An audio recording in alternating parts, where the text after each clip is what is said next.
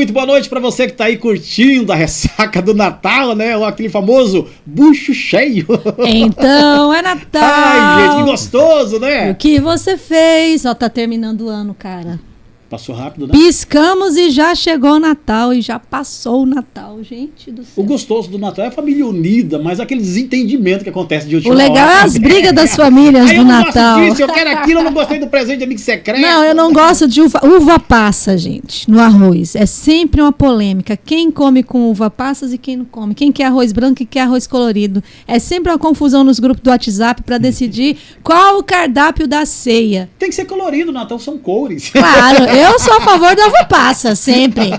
Sempre bem-vinda, né? Você gosta? Ah, minha filha, eu gosto daqueles doces gostosos. Eu gosto dessa mistura. Muita coisa boa, né? Eu gosto da mistura do sal com o açúcar da fruta. Salada com fruta, eu amo. Tudo é bem-vindo, gente. Natal é festa, é família unida, é bagunça, eu falando alto, outro falando baixinho, é briga, desentendimento e no final tudo termina em Todo mundo se mistura, joga os colchão no chão, dorme todo mundo lá em casa. É assim, pelo menos, né? Nordestino, a galera né? toda Quê, né, montua todo mundo, como diz minha mãe, montua todo mundo junto lá e dorme os primos, os sobrinhos, tudo misturado, tudo gostoso. Vale a pena porque é Natal. E é nesse clima de Natal que nós recebemos um convidado para lá de especial.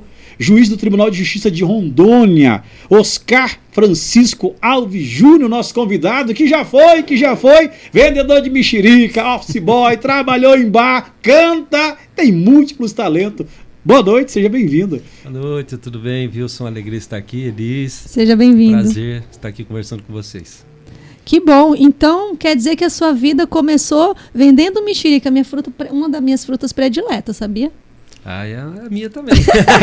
Mas como é que foi essa história? Como é que foi essa história aí? Era bem novinho, né? Garoto ainda? Era criança, não estava na fase de adolescência ainda, né? Eu morava numa cidade chamada Botucatu, que é a cidade dos bons ares. Até minha sina é morar em cidades com nome indígena, né? Botucatu, de Paraná. Ai, que legal, hein? E lá eu arrumei esse emprego, né? Eu e um primo, nós trabalhávamos na plataforma de trem da FEPASA, da antiga Sorocabana. E nós pegávamos caixotes de madeira, aquelas redinhas amarelinhas, e nós ensacávamos as mexericas e vendíamos, né?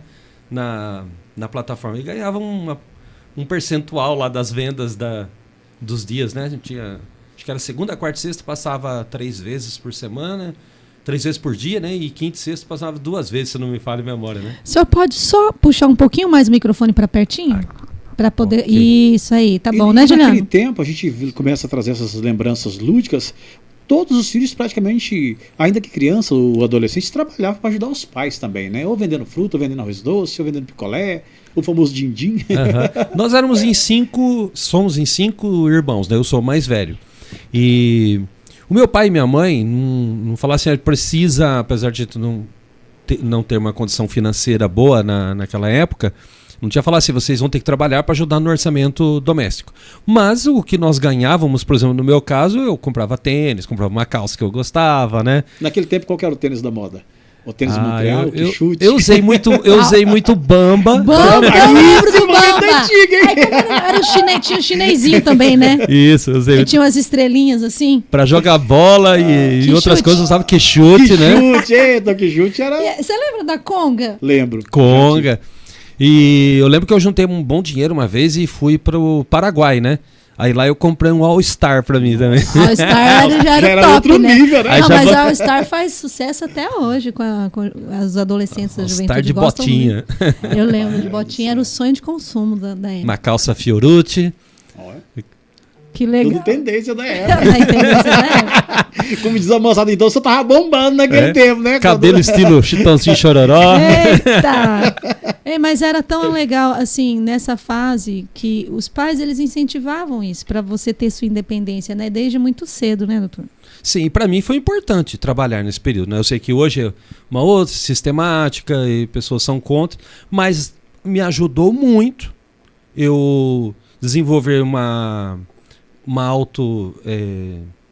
disciplina, cumprir horário, também de conquistar. Então, muitas coisas que eu faço hoje, né, até hoje, eu lembro desse meu primeiro emprego. Então, lá, assim, fui muito feliz. E para chegar na plataforma de trem, tinha que descer um barranco.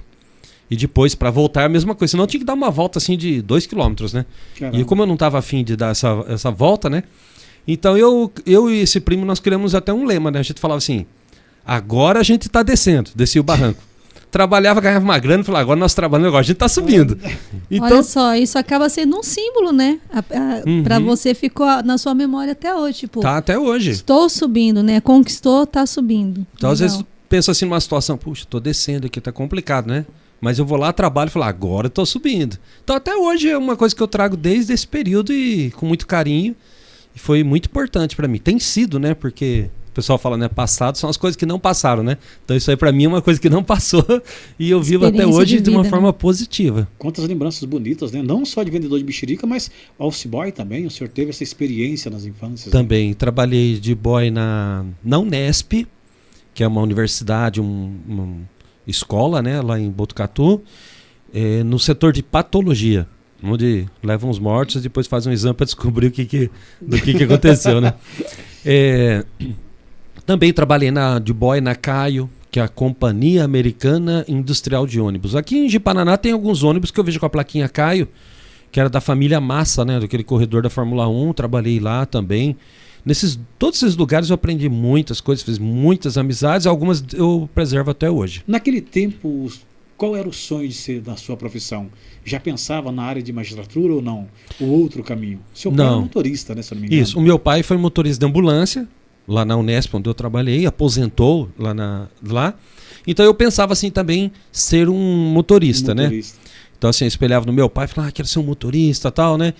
E o meu tio trabalhava na estação de trem, né? Então eu pensava assim, se eu não for motorista de carro, eu queria ser um chefe de trem, uma locomotiva, né? Mas nessa época mesmo, uma coisa que era muito forte assim em mim, a gente quando é criança tem sonho de tudo quanto é coisa, né? Você quer ser astronauta, quer ser tudo, né? Mas eu pensava em ter um salão de cabeleireiro. Eu falava assim, eu tinha um sonho de ser cabeleireiro, né? Só que meus clientes, que foram meus irmãos, que não aprovaram muito meus cortes, né? Mas eu tentei revivar. Foi tentar o corte, estou chororó, não deu certo. Não. Depois adulto, eu tentei assim cortar o cabelo das minhas 3 filhas, mas também não foi aprovado. Não foi muito bem aceito, não. E aí minha carreira de cabeleireiro não progrediu. Flopou. Mas como é que foi essa questão da magistratura? Como chegou na sua vida? A minha mãe, área? Ela foi uma situação assim, muitas coisas, mas uma que é muito forte para mim foi, minha mãe entrou numa seleção para trabalhar no fórum da comarca de Botucatu. Ela trabalhava no setor da Copa. E aí tinha um momento lá que os juízes, os promotores tinham um cafezinho, um lanche, e ela que era essa pessoa que servia. E a minha irmã também entrou para trabalhar no Tribunal de Justiça, nessa mesma comarca. Era dos serviços gerais, fazia limpeza, e tinha uma prima também. Aí eu comecei a frequentar o fórum. Nessa época eu conheci e gostei do ambiente, achei bacana aquele prédio antigo, era um patrimônio histórico, né? E, as pessoas ali, eu falei, puxa vida, né? Eu gostaria de trabalhar num lugar desse, né? Aí eu fui despertando para isso, mas eu não fui imediatamente para o fórum, né? Depois eu prestei outros concursos, fui trabalhar em cartório de registro civil e imóveis, né? Que é policial civil, né? Fui policial civil também, fui fazer academia lá em São Paulo capital, depois eu fui designado para uma cidade chamada São Manuel, aí fiquei um período na polícia, que também foi maravilhoso, né? Eu lembro dirigindo o Fusquinha, que o pessoal chamava Baratinha. Tinha uma veraneio, que o pessoal chamava de Camburão. Nossa, eram as duas únicas viaturas que tinha. Mas muito bacana, né? E aquele sonho de motorista, né? Eu me realizei ali na polícia, né? E gostei muito. E depois, aí nesse período, eu me despertei como concurseiro. Aí eu comecei a estudar bastante. E aí eu prestei concurso, fui pro fórum. E aí toda aquela ideia que eu tinha, aquele desejo que quando eu conheci no trabalho da minha mãe e da minha irmã, aí depois trabalhando lá, e aí eu entrei na faculdade de Direito também, eu comecei a sonhar. Aí eu comecei já a me imaginar na magistratura. Quantos anos o senhor tinha mais ou menos nessa época? Eu terminei a faculdade com 23, acho que então eu tinha uns uns 19 anos. Bem jovem, né? Eu parei um ano que eu servi exército, né? Quando eu completei os 18 anos. E depois, aí, em seguida, eu entrei na faculdade de Direito e esses concursos, né? Foi mais ou menos nesse período aí que eu comecei, assim, ter um sentimento muito forte que seria o meu caminho. Pelo que a gente viu, o senhor teve vários concursos, né? Virou concurseiro mesmo, né? Eu perdi as contas, quantos concursos. Mas é sempre um desafio, assim, é sempre... Eu imagino, eu acho que na minha vida eu fiz um concurso só. Passei na Rapa, mas fiquei naquela galera que não é chamada, porque ficou lá atrás. Que eu também estudei um mês, não posso nem me cobrar. Mas assim, eu penso que deve ser uma realização para quem está nesse caminho, né, de concurseiro. Cada vez que você passa por um concurso e você vê que está entre os selecionados, tipo, tem pessoas que escolhem, tipo, para onde que eu vou? De tanto concurso que passa, né? É desafiante. Para mim, por vários motivos, né? Eu, durante um período na escola, estava fazendo ensino fundamental. Um dia, um professor lá que era conselheiro da sala, ele começou assim, fazer uma chamada, né? Por ordem alfabética, ele ia, fulano, Beltrano, você é bom de história, você é bom de geografia, você é bom de matemática. E quando chegou na minha vez, daí ele olhou assim e falou, olha, você não leva muito jeito pro estudo não, né? E aquilo lá, assim, foi, para quem é adolescente, é uma pancada muito forte, né? E aí eu falei, meu Deus do céu, tudo bem, eu sabia que não ia muito bem mesmo, né? Ele não tava... Mas você falar isso para um adolescente, para uma criança... É muito forte. É muito forte. Então, assim, durante um tempo eu fiquei, assim, acreditando naquela palavra de que eu não levava jeito para os estudos. Mas, quando eu comecei a estudar, eu me vi, assim, algumas pessoas falam assim, muitas pessoas ficaram retraídas com uma palavra dessa ao longo da vida. E, por algum motivo, em mim despertou um sentimento contrário depois. Eu fiquei um tempo sofrido, triste, mas depois eu comecei a desenvolver em mim uma coisa assim, foi um combustível. Eu falei, não, eu vou provar que eu tenho condição sim. E aí eu comecei, quando eu descobri essa questão do concurso, inclusive até o meu primeiro concurso foi num órgão chamado CRAMI, Centro Regional de Atenção aos Maus Tratos na Infância. Concurso mesmo. Os outros, eu tinha participado de seleções, né, ou entregado o currículo, mas de concurso foi esse. Aí eu lembro que quando eu fui prestar esse concurso, tinha uma vaga. E aí me veio a palavra do professor, né? Puxa, você não leva muito jeito para os estudos, né? Aí eu fiquei triste, daí a pessoa que me deu esse edital falou assim, mas quantas vagas você quer? Né, porque eu tinha reclamado que tinha uma vaga. Eu falei, realmente, se tiver 1000 vagas ou tiver uma só, eu só posso tomar posse de um, eu vou passar em primeiro lugar. Então aí eu comecei, quando eu passei nesse concurso e fui bem sucedido, estudei bastante mesmo, me dediquei. Foi uma coisa assim, de uma dedicação. Era como se fosse um desafio também, foi, né? E aí eu peguei um gosto e falei, não, tá certo, aí eu sou capaz. O professor não fez a avaliação correta. Calei a boca desse professor que só fala infeliz. E eu vou conseguir. Aí depois disso, eu peguei e falei, agora, eu prestava concursos até de cargos que eu não queria. Porque eu falei, não... Só pelo gosto de estudar. Para me desafiar e ir lá. Então, assim, eu lembro, eu tenho vários editais e que eu tenho até hoje, né? A partir dos 18 anos que eu comecei a guardar, porque virou um troféu para mim aquilo lá. E aí eu montei um cursinho preparatório, né? Eu dava aula, eu fui contratado para um cursinho preparatório, que é a Central de Concursos lá em São Paulo. É tipo uma franquia, né? E na minha cidade tinha. E também montei uma sala de aulas particulares que depois isso aí virou um cursinho preparatório na minha casa, no fundo da minha casa, com aquelas cadeiras de braço, lousa, tudo. E aí, o que acontecia? Até para dar um ibope pro meu cursinho, né? De fundo de quintal, né? Eu procurava prestar o máximo de concursos e fazia uma propaganda, olha, do cursinho tal, eu chamava de mega concursos na época, né? Então, do cursinho Mega Concursos do professor Oscar, passou o fulano de tal, e era sempre eu fazendo todos, né? E depois aí os alunos começaram a passar, então eu me vi fazendo muitos concursos por causa disso. E aí quando eu peguei o gosto, né? Por isso que eu falo assim, eu não sei quantos concursos eu fiz. Eu fiz muitos, mas muitos mesmo. Mas resultado da dedicação, né? Foi. E falando em dedicação, Elis, olha, na Sucesso Móveis e Decorações e Todeskines de Paraná Gente, para você que está aí desfrutando desse ambiente maravilhoso na sua casa, é claro que tem um toque de Todeschini e Sucesso Móveis e Decoração. Muitas coisas lindas para realçar o seu espaço. Se você quer decorar ou você quer mudar o ambiente com papel de parede, tem lá na Sucesso. Se você quer deixar um aroma agradável, né, gostoso, perfumaria para casa, tem também lá. Não perca tempo, Sucesso Móveis e Decoração em Todeschini de Paraná. Olha, a linha Todeschini, 5 anos de garantia. E tem peças exclusivas para vocês também. Que vai deixar a sua casa um luxo, personalizada com a sua cara. Nós estamos aqui com o juiz Oscar, falando um pouco da sua trajetória, né? Subjugaram o seu conhecimento, mas o senhor conseguiu provar o contrário, né? Foi em busca de resultados e os resultados vieram. Mas na infância e juventude, o senhor foi um menino mais quietinho ou o senhor foi aquele menino bem peralta mesmo que segura esse menino aqui, gente? Ele tem cara de arteirinho, tem? Foi arteiro? Ele tem cara de arteirinho. Olha, que os filhos não ouçam isso. Há controvérsias nessa história. Umas vezes, minhas 2 filhas mais velhas estavam bagunçando bastante. Eu falei assim, não pode, o pai não era tão bagunceiro assim e vocês têm que ser mais comportados, né? Daí elas, um dia falando com a minha mãe, e falaram assim, ô vó, queria ser igual ao meu pai, comportado quando era criança. Eu, como é que é? Entregou. Aí trouxe várias lembranças. Nossa, mãe de Deus. Não, eu era uma criança assim... que fazia muitas atividades.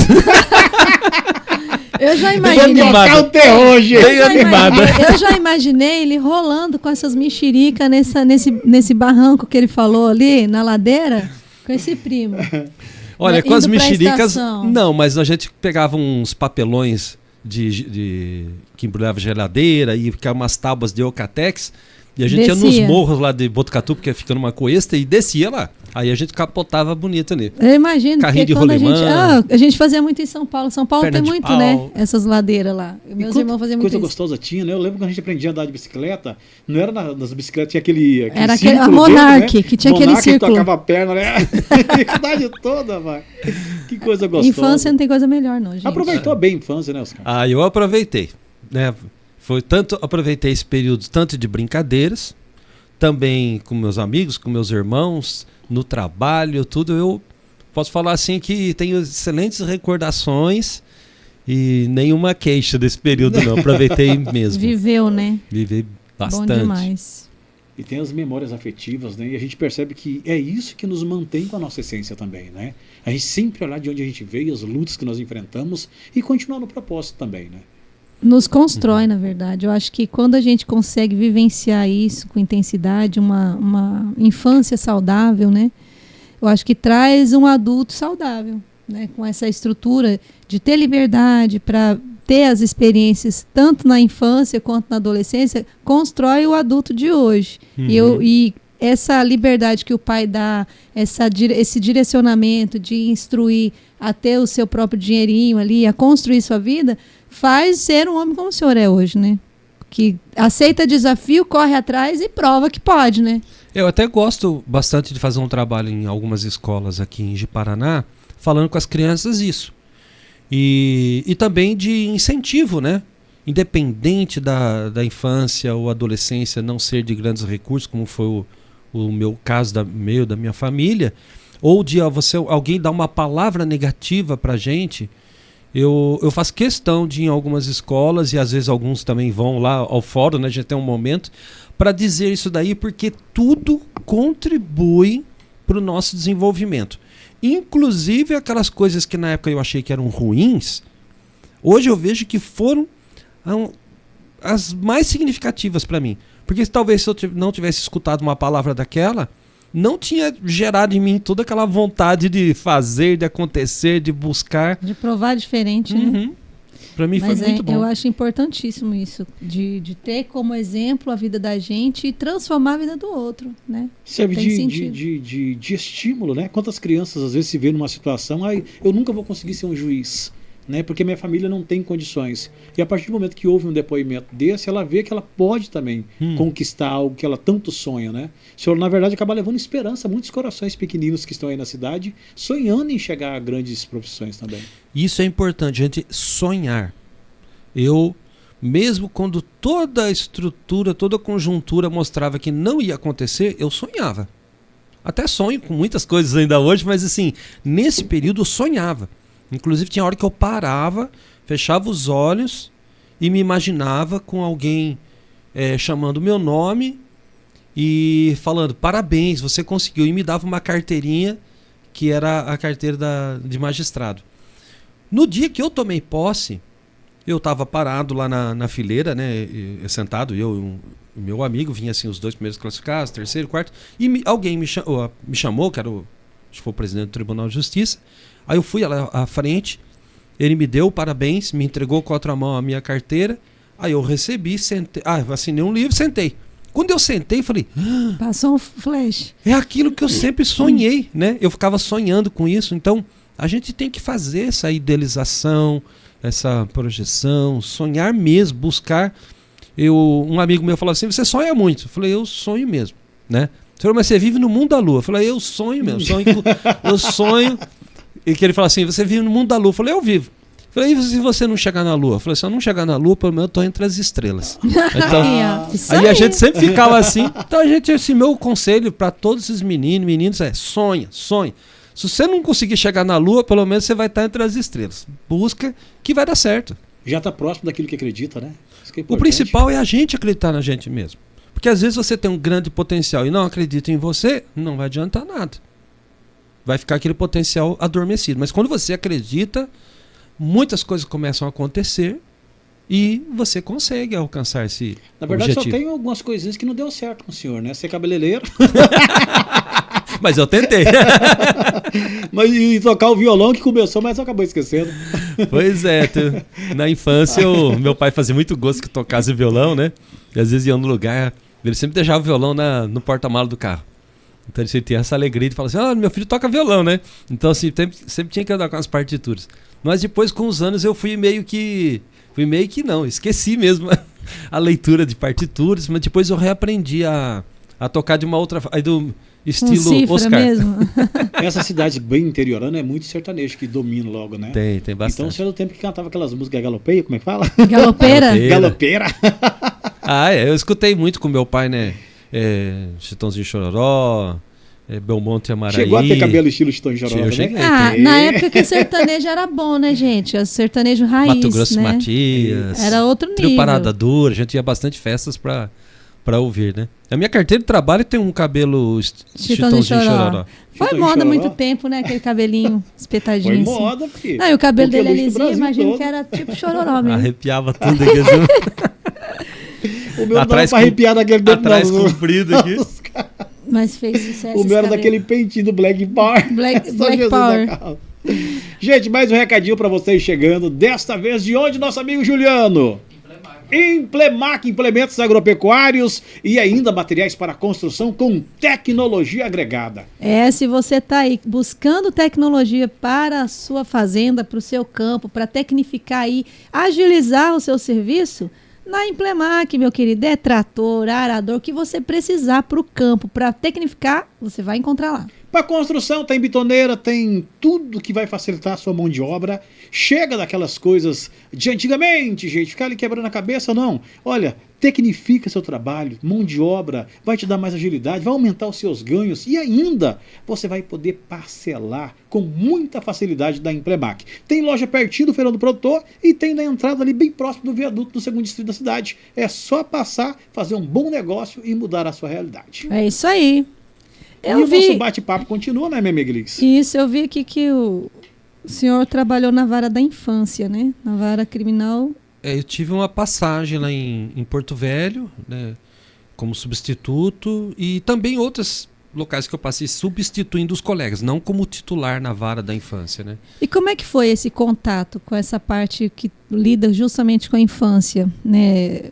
É uma situação muito difícil de trabalhar dentro do contexto que você veio, né, de uma família que te projetou desde de criança a lutar pela sua vida. Como é que é esse contato? Como é que foi para você essa experiência?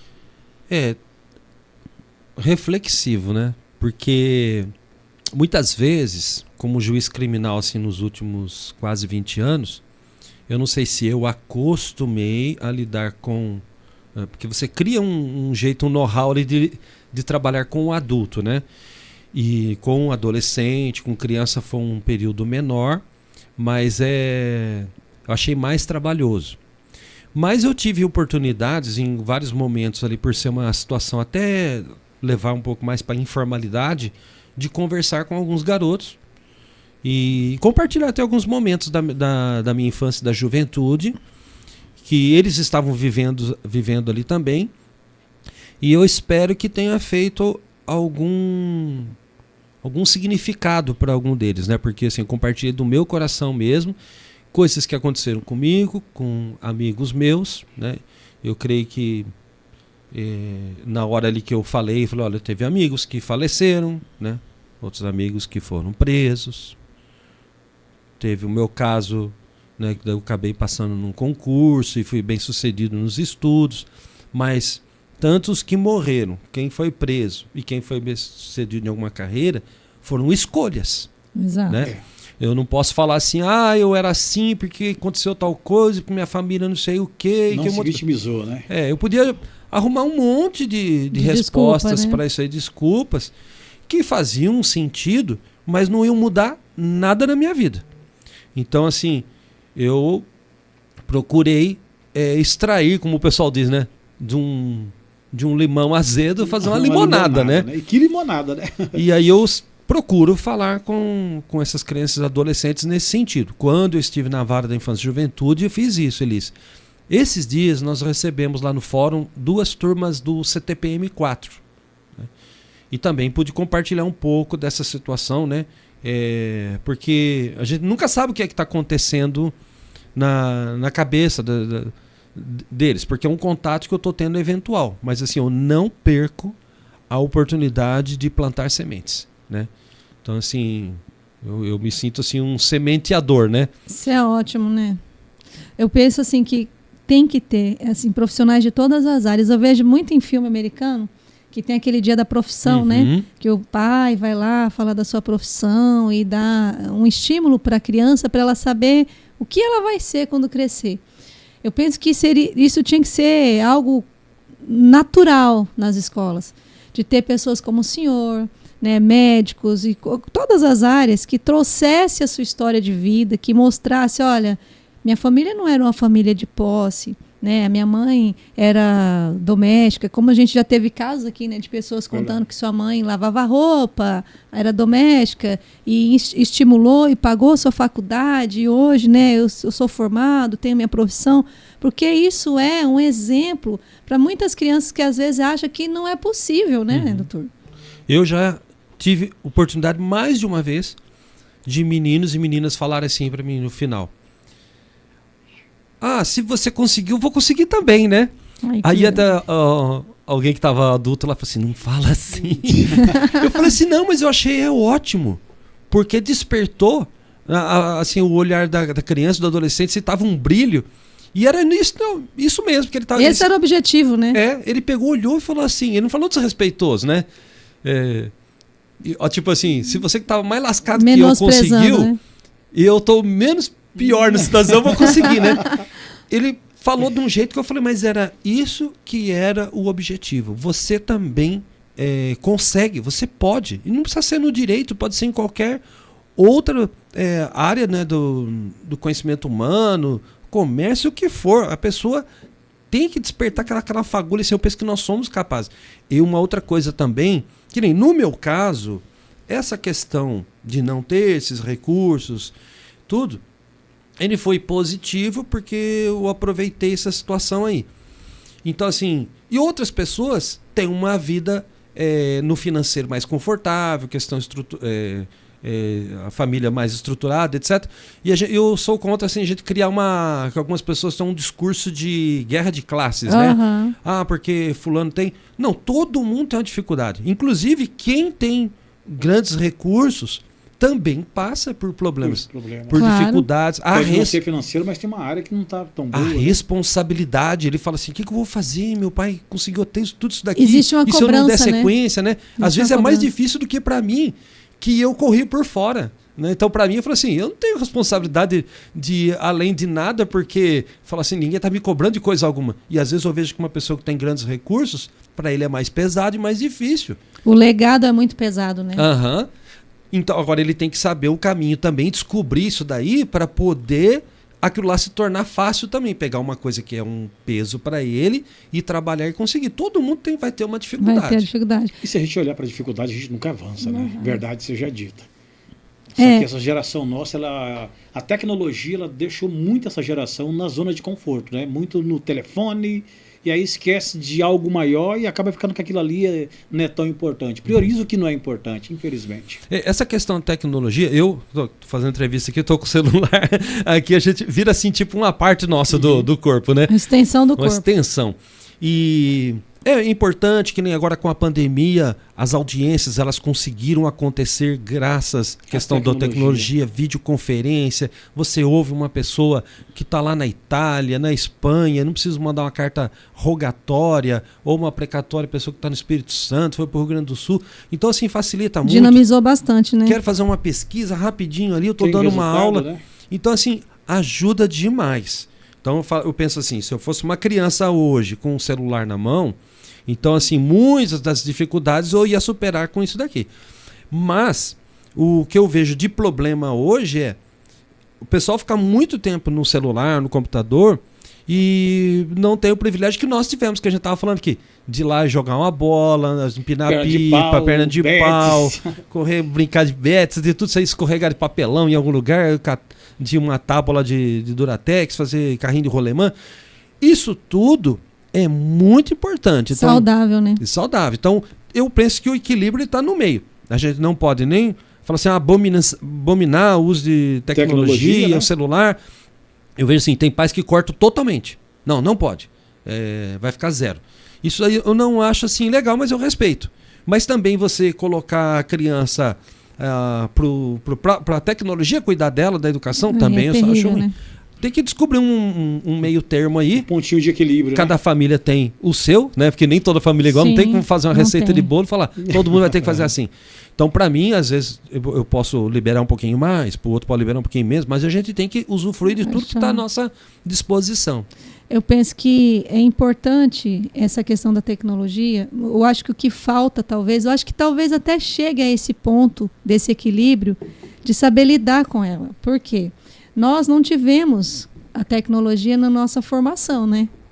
Nós tivemos na época era a Barça, Mirador, né? Enciclopédia Não do tinha Estudante. o Google, gente. Era quem quisesse que fosse para a O biblioteca. telefone que a gente tinha era as vigias do orelhão. No fichinha do orelhão. E olha lá, né? E olha lá. Então, assim, a gente não tinha essa facilidade de informação que tem hoje, né? Qualquer trabalho que se faz, você vai para a internet, você tem N artigos, você consegue, né, puxar muita coisa que nós não isso tínhamos. dos prontos. E se você usar hoje o chat GPT, Pois é. ele faz um trabalho ali para você. Aí é um problema já, né?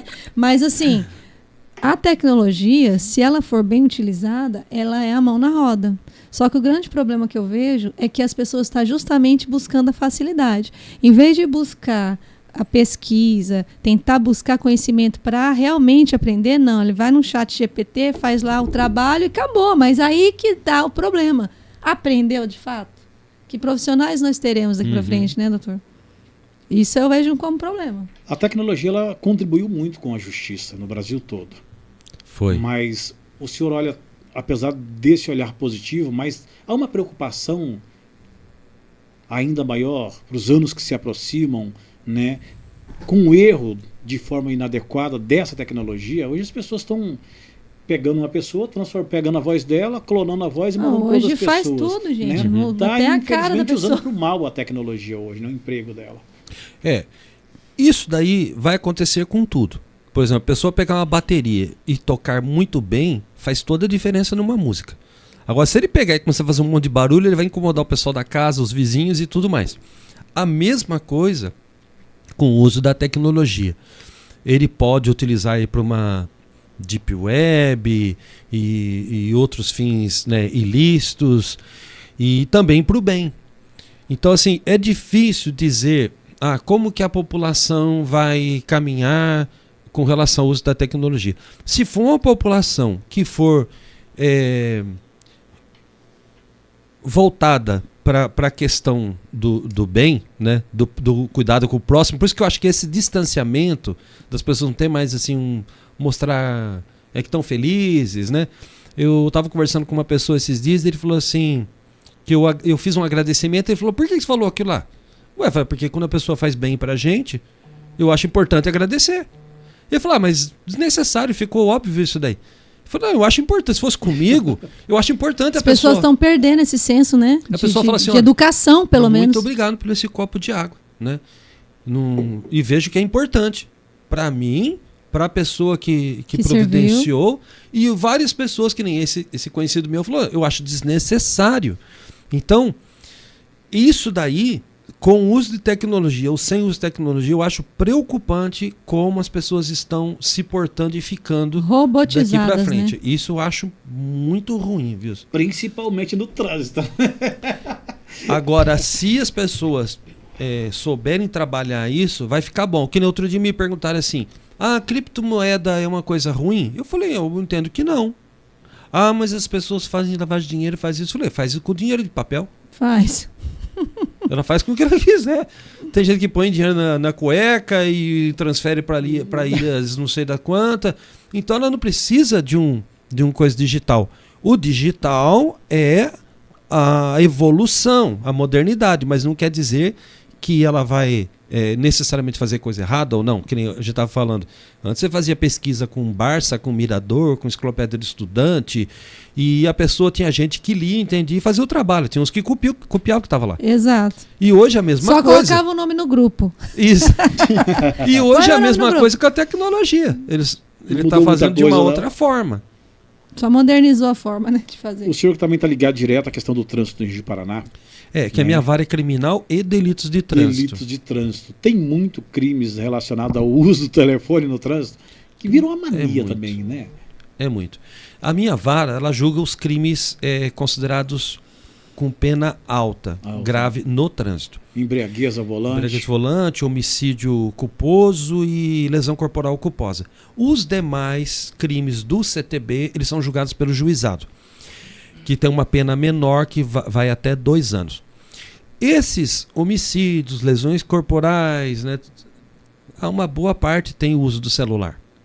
Porque a pessoa prefere não parar para dar uma olhada na mensagem, ou atender, conversar com alguém, ele quer fazer dirigindo. Eu vi um estudo esses dias que você usar o celular ao volante equivale a você tomar 10 latinhas de cerveja. Eita! Caramba! O tipo de distração que gera ali, só que se você tomar 2 e fizer o teste do bafômetro, já vai dar um crime, já vai estar no percentual. 10. Imagine 10. Então, ela falou, mas eu estava me dirigindo, mexendo no celular, não estava embriagado. Não é isso. É que gera uma situação com que se você tivesse sob efeito de 10, que você está desligado daquilo lá. Então, assim, é muito perigoso. A gente tem que tomar cuidado. Isso aí é uma coisa que a gente estava falando do mau uso da tecnologia hoje. Era para ser importante. Por exemplo, para chegar aqui, eu usei o GPS. Se eu tivesse que vir perguntando para um para o outro, ia gastar o dobro do tempo ou mais. Então, a tecnologia bem usada, nossa, facilita muito a nossa vida. Em termos de trânsito, o comportamento dos nossos condutores em Ji-Paraná melhorou ou piorou? Tem uma melhora, assim, na estatística. Mas não estou falando que todo mundo pensa igual, né? Eu tô falando, a minha opinião poderia ser melhor. Antigamente, o pessoal falava assim, né? Eu que tive um pai motorista, fulano é barbeiro, né? Faz uma navalhada no trânsito e tal. Hoje, eu penso que tem mais coisas aí. Por exemplo, para mim hoje o barbeiro, né? Eu falo assim, faz uma navalhada ali, engatou a marcha errado, raspou ali, né? Dá uma brecada mais brusca, né? Fala assim, a pessoa ali é meio barbeirão no trânsito. Isso, para mim, caracteriza nessa situação. Agora, o que a pessoa fala assim, fiz uma barbeiragem, passou o sinal vermelho. Não, isso aí, eu não vejo com barbeiragem. Isso aí é um problema de personalidade, que a pessoa não respeita o próximo, porque ela passar o sinal vermelho, ela está dizendo assim, eu sou mais importante que o outro, tô nem aí se a pessoa vir no sinal verde, o mundo tem que parar para eu passar. Então, assim, isso para mim mostra um monte de problema de personalidade. Agora, tá embriagado, passou sinal vermelho, excesso de velocidade. Olha, essas situações, em alguns casos, ela eu sei que é muito forte o que eu vou falar, mas ela gera assim um desvio de caráter muito grande. Porque você fala assim, eu quero que todo mundo se lasque. Né? Você está assumindo um risco de causar... E pondo o outro em risco, né? Por isso que nós temos mais ou menos 40 mil mortes no trânsito. Nossa. Todos os anos. Você põe uma década isso, Aqui são 400... Não, do Brasil. No Brasil. 400 mil politraumatizados. De Paraná foi diminuindo. Tem um trabalho muito forte e importante que eu vejo assim, é Polícia Militar, é a Rodoviária Federal, a PRF, o Detran, né, com toda a sua equipe da educação do trânsito, trabalha firmemente nisso. O pessoal também da prefeitura, da antiga da antiga MTU. Então é um conjunto de profissionais, seja do setor municipal, estadual, federal, que trabalham assim juntos para diminuir. E isso tem ajudado. Então os órgãos públicos estão fazendo a sua parte, mas os motoristas têm que fazer também. Agora, nesse Natal, muitas pessoas beberam e saíram com o seu carro na virada do 24 para o 25. Então não estou dizendo assim, eu estou aqui para despejar regra em ninguém, né?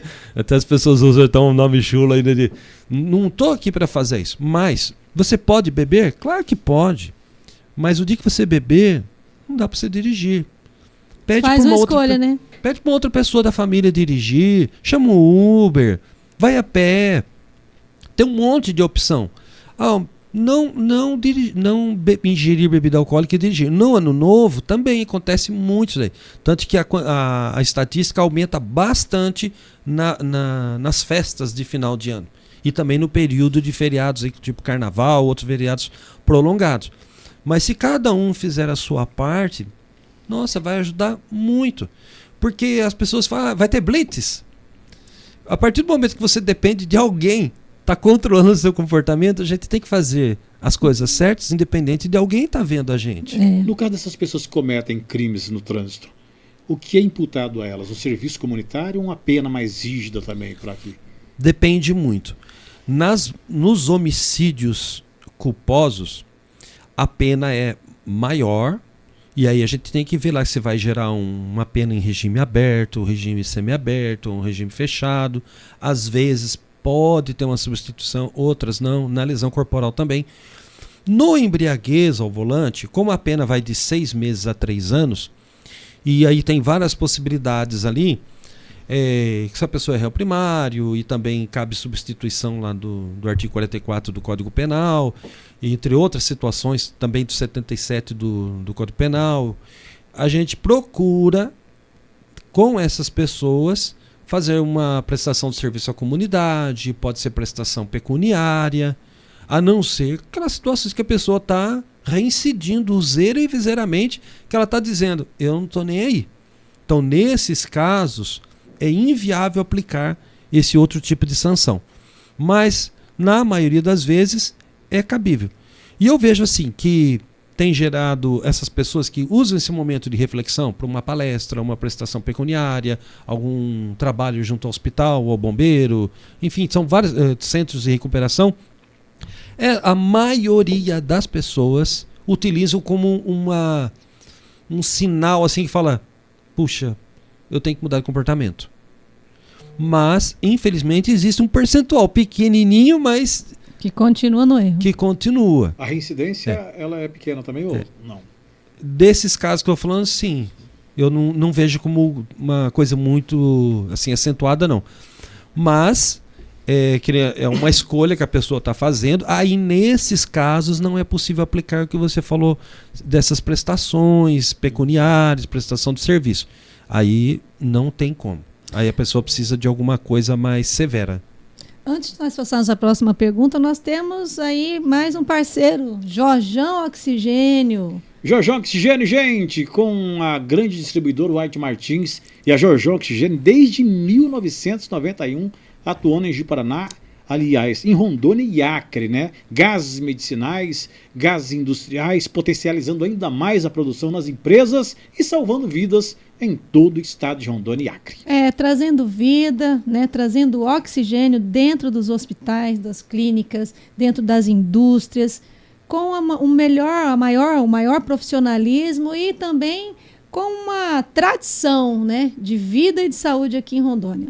Precisou fomentar, dinamizar, melhorar a sua produção? Você da indústria e você de hospitais e clínicas, acione nesse momento a Jorjão Oxigênio, distribuidora White Martins para Rondônia e Acre, empresa pioneira desde 1991 aqui no estado de Rondônia.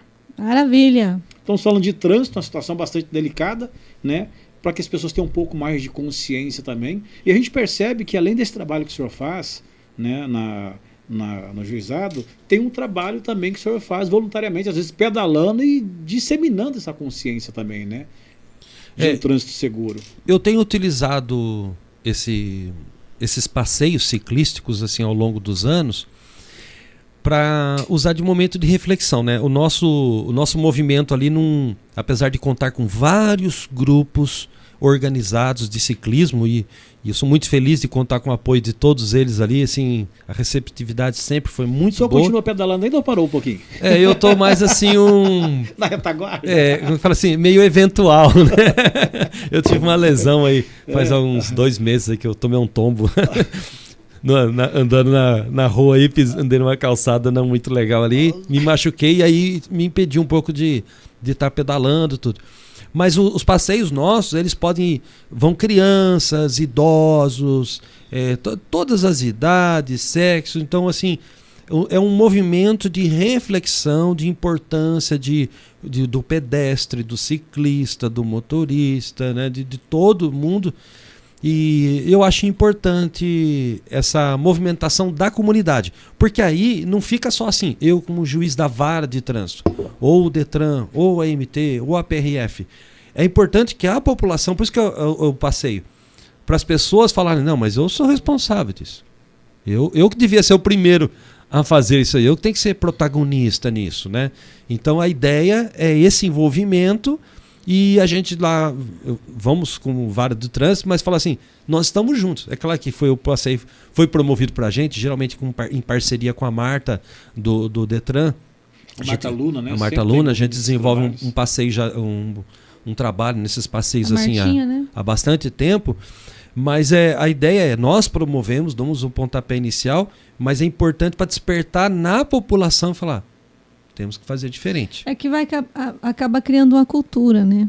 As pessoas vão se envolvendo nessa ambiência, vão ali ouvindo as recomendações ou as instruções e vai aprendendo e aí educa, né? É educativo mesmo. Né? As pessoas andam com muita pressa, Elis, hoje.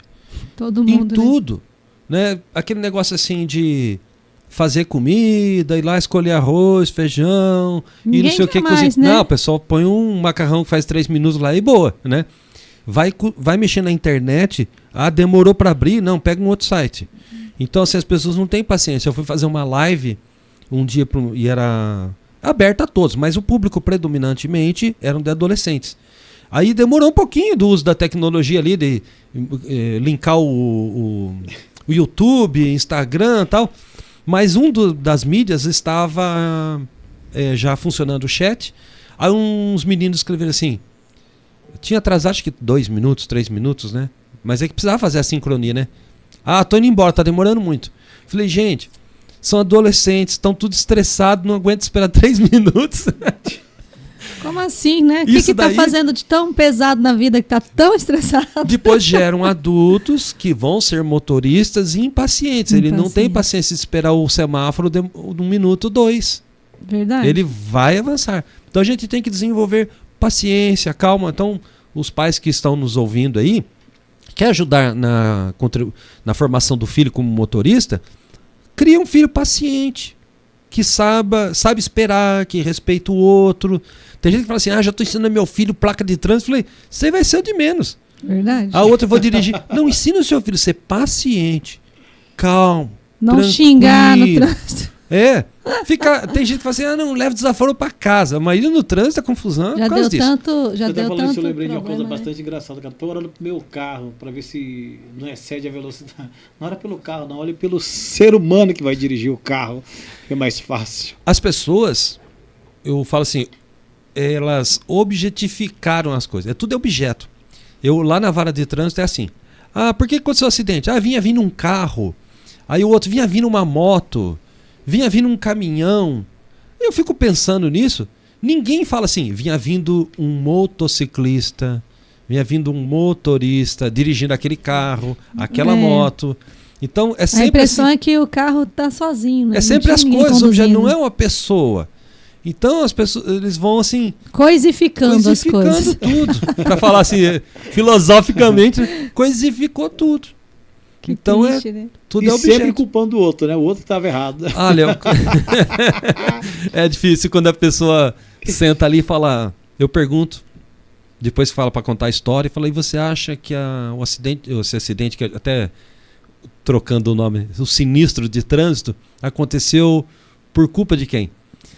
90% é culpa do outro. Mas existem algumas pessoas que dão uma parada, respiram fundo e falam assim, foi minha. Alguns dizem, foi de nós dois. Eu tive minha participação assim assado e do outro. Mas a maioria, ela terceiriza a culpa, né? Sempre é de outro.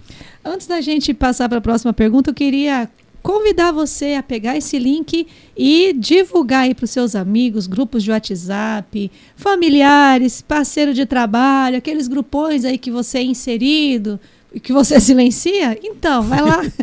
Manda o nosso link aí, divulga aí essas informações que são altamente relevantes sobre educação no trânsito, sobre vida, sobre sucesso, progresso, tanta coisa que está sendo falada aqui que é importante para a formação do cidadão. Aproveite e mande para os seus amigos, familiares, inscreva-se no canal, porque é importante para esse canal crescer que você se inscreva nele também. E também nós queremos falar de mais um parceiro, quem que é, Jujuba? Você foi na academia? Academia Modelo do Você Corpo. voltou pra Gente, eu academia? vou falar para vocês da Academia Modelo do Corpo. A melhor de Rondônia. Mais de 2.000 equipamentos, profissionais graduados e outra coisa, vem novidades na academia, tá? O ambiente, além de interativo, agora vai se automodernizar para que você possa desfrutar do melhor. Olha só, o negócio que já é bom vai ficar melhor ainda. E com profissionais tarimbados, nutricionista, personagens que vão fazer aí a sua avaliação e ver aquilo que você realmente precisa, um treino personalizado para você e um ambiente maravilhoso que você vai amar. E o Wilson tá firme, né, Wilson? Tô firme, igual pudim. Igual as muralhas de Jericó. Gente do céu, tô 2 semanas e 3 dias. Você vai perder de novo. Né? Rapaz do céu, olha, eu tenho que voltar. Daqui a pouco os botõezinhos estão assim, socorro de novo. A língua também tá aí. O tal da língua fofoqueira, gente, ajuda. Mas tem que ter uma amiga assim, não tem, gente? Pra cutucar, pra pessoa voltar pra realidade? Tem que ter, ué. É clima de Natal, gente. Acho que ela não brigou no almoço do Natal dela, tá deixando pra encrencar comigo Não, aqui tá à mó noite, só paz, pode. mas paz lá em casa eu tenho que encrencar com você. Tá aí, gente. E nesse clima que a gente toca o programa aqui, o nosso Verbalize, com um convidado ilustríssimo que está aqui com a gente, compartilhando experiência, olha, servindo de agente, né, de transformação em muitas vidas. Já descobrimos que ele não foi uma criança tão quietinha nas infâncias. A carinha de arteiro. Já descobrimos que ele era um concurseiro, passou em diversos concursos e agora é juiz aqui na nossa cidade de Ji-Paraná. O senhor chegou aqui já casado ou casou aqui em Ji-Paraná? Como é que Eu já foi? cheguei casado. Eu casei lá em São Paulo. Em São Paulo. Eu tinha 2 filhas, a Micaela e a Gabriela. E aqui em Ji-Paraná tive minha terceira, a Rafaela. A Rafaela. A decisão de 3 vir para meninas. Rondônia. 3 meninas. Foi por causa do concurso. Do concurso, né? mesmo. Eu era concurseiro, mas prestava os concursos ali em São Paulo. Aí um dia teve uma reunião, foi uma situação assim, o pessoal falou, mas como é que surgiu isso aí, né? Teve uma reunião na casa da minha mãe foi uma reunião de igreja, e eu estive lá, né? Eu já estava já casado, não morava em outro local. E aí, quando acabou, a pessoa que dirigiu aquele evento, o pastor falou assim para mim: você já pensou em ir para Rondônia? Eu falei: mas Rondônia? Como assim, pastor? Tão longe, lá no meio das onças, pastor. Na hora achei muito estranho aquela situação, que né? Conversa é essa? Eu achei estranho. Ele falou: você está prestando concurso, né? Eu falei: estou estudando tudo, né? Ele falou: então, senti de falar para você de você fazer concurso em Rondônia. E aí e me falou algumas coisas e eu fiquei bem incomodado com aquilo. Assim, uma coisa que as pessoas que ouviram ali podem achar que era uma coisa comum, mas foi impactante para mim. E a partir daquele momento, eu fiquei procurando concursos, né? Tinha a folha dirigida e a central de concursos, e eu comecei a olhar e, de fato, encontrei um concurso em aberto ali em Rondônia, em um concurso da magistratura, e eu falei: eu vou. Não tive dúvida alguma. Eu me via morando num lugar muito, mas muito longe de Botucatu, mais ou menos uns 100 quilômetros. A minha referência era assim, era Bauru, que eu viajava 100 quilômetros todos os dias para ir para a faculdade, e eu imaginava assim: um dia que foi morar num lugar muito longe, né? Vai ser em Bauru, né? Mas quando ele falou de Rondônia, e eu procurei, eu falei: por que não? E aquilo foi alimentando uma vontade muito grande em mim, e eu senti assim, falei: meu destino. É uma coisa até inexplicável, uma sobrenatural, mas eu não tinha mais dúvida alguma que realmente eu ia mudar para Rondônia, e que eu ia prestar concurso em Rondônia, e que eu ia ser feliz em Rondônia. Não tive mais nenhuma dúvida, me deu uma paz aquilo, e deu tudo certo. Eu realmente prestei o concurso, vim para cá, e aqui estou há todos esses anos e sempre mais feliz. de 20 anos já aqui. Mais né? de 20 anos. Mudei para cá eu prestei o concurso em 2000, mas eu mudei no início de 2001. Eu tô para te falar, o que mais te encantou foi o calor de Rondônia. E você acertou. Sério? Porque eu morava lá em Botucatu, que é uma cuesta. Então é tipo uma serra, né? Só que mais íngreme ali. E ventava muito. E eu fui oficial de justiça muitos anos lá, e eu andava de moto o dia inteiro. Então era chuva e frio. Lá é normal, 5, 6 graus, assim, coisa comum. Então aí, com isso, desenvolvi sinusite, bronquite, asma brônquica, um monte de coisa. Quando eu mudei pra cá, sumiu. No calorzão, me fez muito bem. Então, pra minha saúde, assim, foi ótimo. Maravilha, hein? Mas Rondônia, gente. Além Rondônia de me realizar profissionalmente, eu tive um ganho na minha saúde muito grande. Muito grande, assim. Eu usava aquelas bombinhas, um monte de coisa, assim, era bem complicado isso aí. Que maravilha. Rondônia é bom para todo mundo, acolhe todo mundo. Né? Eu gosto do calor. Até quem vai, às vezes, à minha sala lá, chega lá, o ar tá desligado, porque eu gosto do calor. Não é economia não, tá, gente? É que ele gosta mesmo. Explicar direitinho, não tá economizando, não, tá? Tá show. Ela tá atravessando o Rio Machado com o sorrisal na mão. A gente ainda fala de outros dons que o senhor tem, como cantor também, compositor. Agora, de uns tempos pra cá, tô me descobrindo. Cantava no chuveiro, mas eu recebi uns desafios aí e eu resolvi topar. Que é de me expor publicamente cantando. Assim, eu tinha uma facilidade para dar uma aula, uma palestra, mas cantar não era algo assim que fazia com facilidade, não. Eu até lá no passado, assim, lá em Botucatu, cantei em coral. Mas eu ficava escondido e gostava assim, de me escorar nos outros. Qual naipe que você era? Tenor? Tenor. E nem soltava a voz, não. Ficava assim, bem camufladão mesmo, né? Mas não tinha essa coragem assim de chegar lá, catar o microfone, cantar, fazer um solo. Isso aí não tinha. Mas depois de muitos e muitos anos, eu resolvi fazer essa tentativa, né? E estou gostando. Agora, da composição foi uma inspiração, né? Teve umas situações assim, em casa eu mantenho um canal do YouTube e eu fiz umas 2 paródias, né? Que eu gostei. Na verdade foram mais, mas teve 2 que eu gostei e aí eu peguei e publiquei. E eu gosto muito de escrever poesias. E um dia eu escrevi uma poesia e teve uma mostra cultural do TJ. Você pode participar com poesia, com pinturas, são várias coisas. E também a música. Aí eu peguei essa poesia e coloquei como letra da música Let It Be dos Beatles. Que é uma música que fala aqui dos municípios do estado de Rondônia, da região norte, das etnias indígenas, né, e vem narrando. E aí eu peguei e falei, vou participar, então a composição ficou em razão desse evento, né? Que massa. Múltiplos talentos. Homem polivalente. Mas foi de Deus, porque assim, por ele, por meio dele, para ele todas as coisas, né? Porque um tempo atrás você não me via fazendo essas coisas, né? Até os sonhos que eu falei, tem que sonhar, eu penso assim que foi ele que me deu o sonho, né? A capacidade de sonhar e deu a capacidade de realizar, né? Porque se dependesse de mim mesmo, né? Eu penso que essas coisas não teriam acontecido. Assim, eu sou muito grato a Deus de tudo que aconteceu na minha vida e tem acontecido. E até eu falo assim, recebi muito mais dele do que eu merecia, né? Ele realmente me deu muito mais do que eu pedi ou que eu pensei ou sonhei, né? Maravilha, né? Eu acho que a gente pode resumir esse podcast hoje com gratidão, né, gente? Gratidão pela bênção, pela vida, pela trajetória. A sua trajetória é muito bonita, né? Desde a infância, esse progresso, essa vontade de vencer, né? E usar uma palavra de alguém infeliz para... Não a pessoa infeliz, a fala infeliz como motivador para vencer na vida é gratidão, gente. A gente pode resumir tudo hoje como gratidão. Verdade, parece que não, mas já passamos uma hora aqui batendo esse agradável bate-papo.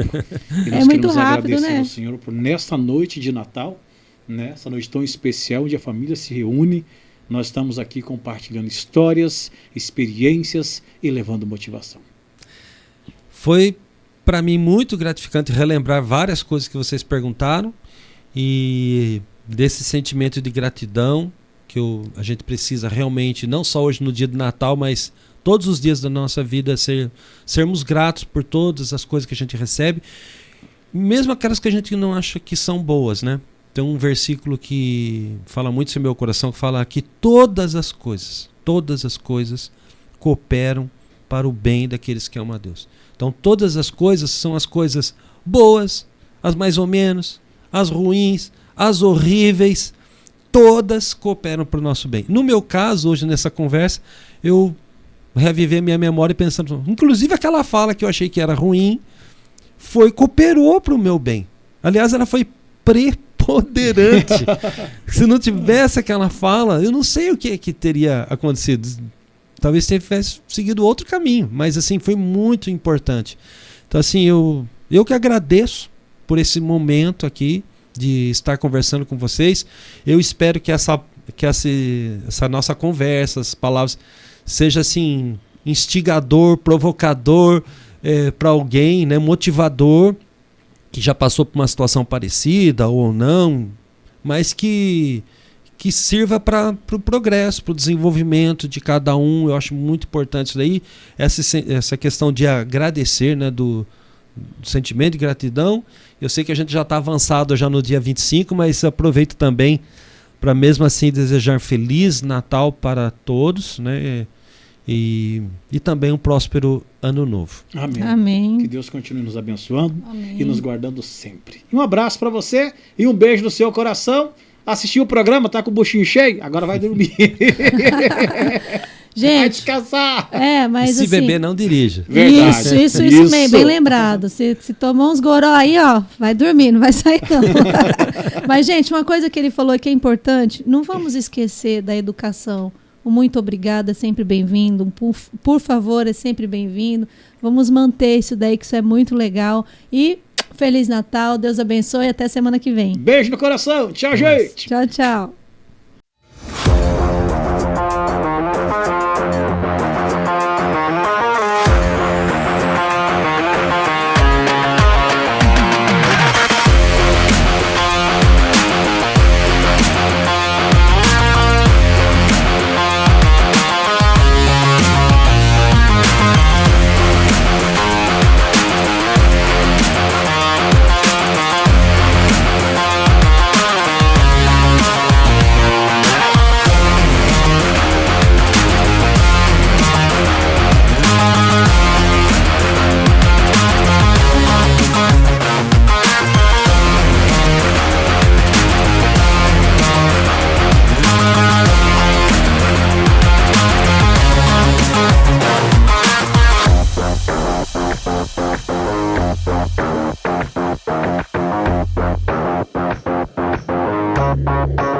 Tchau.